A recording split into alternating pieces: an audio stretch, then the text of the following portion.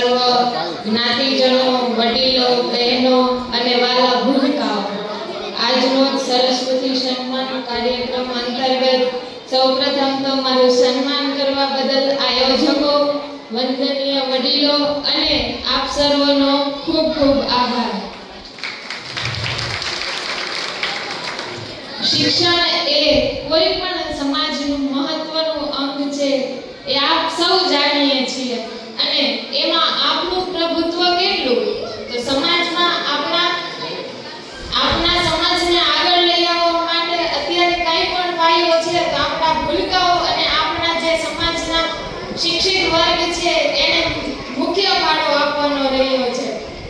આપણે સૌ જાણીએ છીએ કે આજના યુગમાં જ્યારે આર્ટિફિશિયલ ઇન્ટેલિજન્સથી લઈને જે શિક્ષણ છે તે ક્યાંક ને ક્યાંક આપણે એમાં આગળ વધવું જ રહ્યું. તો આ તકે ભૂલકાઓને ખૂબ ખૂબ શિક્ષણમાં ખૂબ મહેનત કરો અને આપ સૌ આગળ વધો એવી મારી શુભકામના. આ સાથે જ્ઞાતિજનો પાસેથી મારી એક પોતાની બીજી પણ અપેક્ષા છે કે આપ સૌ આ તકે નશાબંધી તરફ સમાજને લઈ જાઓ એવી મારી પોતાની આશા છે કે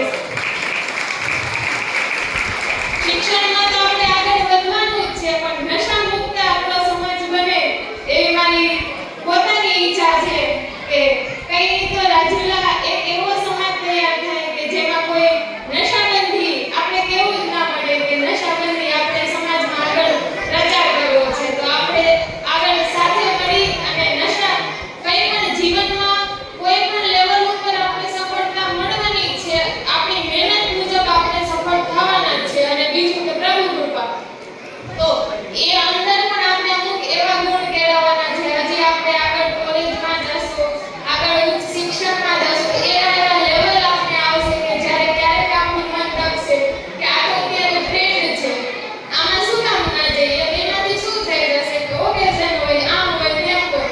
પણ અમુક એવી વસ્તુ છે કે તમને એનાથી પર રહેવું જોઈએ. જે તે સમયે આપણે શું કામ આવશે, કે આપણા મૂલ્યો છે, આપણે જે જ્ઞાતિ છે એ ક્યાં આપણે આગળ આવવાની, તો કે આમાં.